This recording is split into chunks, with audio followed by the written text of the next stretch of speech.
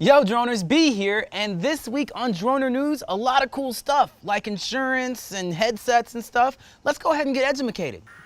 First up this week, we have VERIFLY, which I actually have to bounce when I say their name because I like it. It's really cool.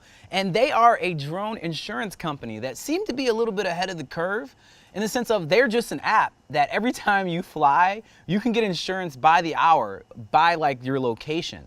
So it starts off the rates at $10 an hour for drone insurance. If you really are gonna be flying all the time and need to get insurance, then I would highly recommend you look to get a longer term insurance because over the long haul, this is definitely gonna cost you more, but it's really cool to have that option anyway. So this is a new type of insurance in a new type of industry that's really interesting because they're offering types of insurance that I've never heard of, like invasion of privacy coverage.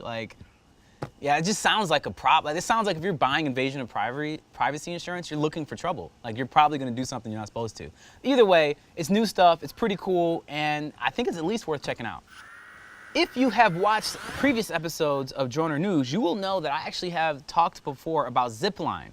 And that is just a quick recap, ZIPLINE is a company that is using drones to deliver or test their drone delivery in Rwanda to deliver medical supplies to remote areas. So apparently those tests went really well. So well that the US government has actually asked them to bring their services back here to be able to deliver those kind of services to Native Americans in the United States. Now, of course, the FAA has a problem with that, but they're working it out. And it looks like they're gonna be able to do the deliveries for these Native American communities within 6 months from now. Pretty cool, good to say that we're doing drone deliveries for good reasons, and this is a good start. I think drone delivery is obviously gonna be a thing that's a big part of our lives, and this is the first step. All right, so up next, we have DJI regulating themselves. Of course, we all know DJI is the largest drone manufacturer when it comes to drones, pretty much ever. And everybody has a DJI, everybody has a Phantom, everybody pretty much, yeah, Phantom is the most popular drone there is. There's drones everywhere, they're all over the world, and now DJI is actually starting to regulate those drones in the sense of where you can and can't fly. And they're doing that for the Rio Olympics. They also did it for the Republican National Convention and the Democratic National Convention. So it seems like they're pretty much restricting flights on these areas where you have these massive events, which in theory seems like a good idea, but for me, it's kind of like a slippery slope.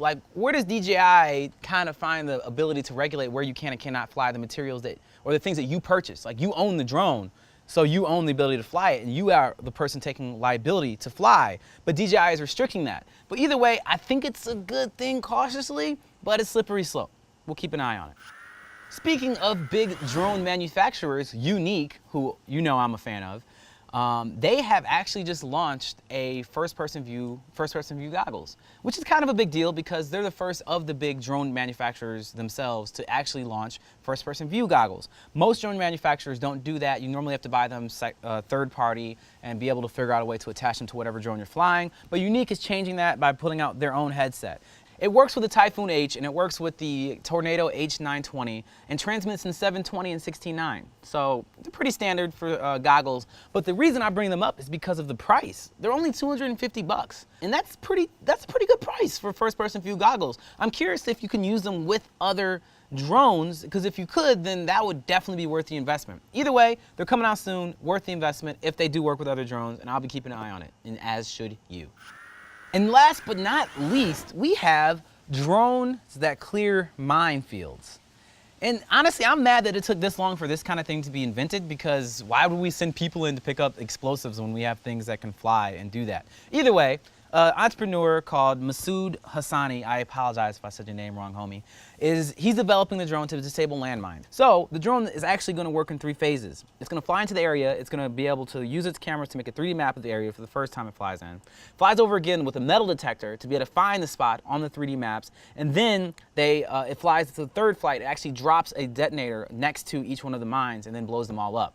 Now this is a big deal because obviously it's going to save a lot of lives for people who are clearing mines, but it's also way more efficient than people doing it, up to 20 times more efficient. So we can be clearing mines in, say, places where we used to have old wars, like Cambodia or whatever, and that really could do a lot of good because people are still losing limbs all over the world for wars that happened decades ago.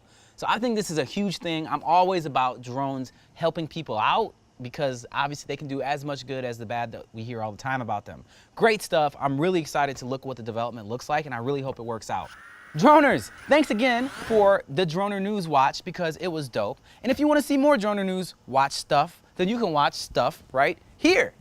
Awesome. Or you can see other drone stuff that I'm doing, because that's what I do, right about there. And I would really appreciate it if you go ahead and subscribe to the homie and stay fly.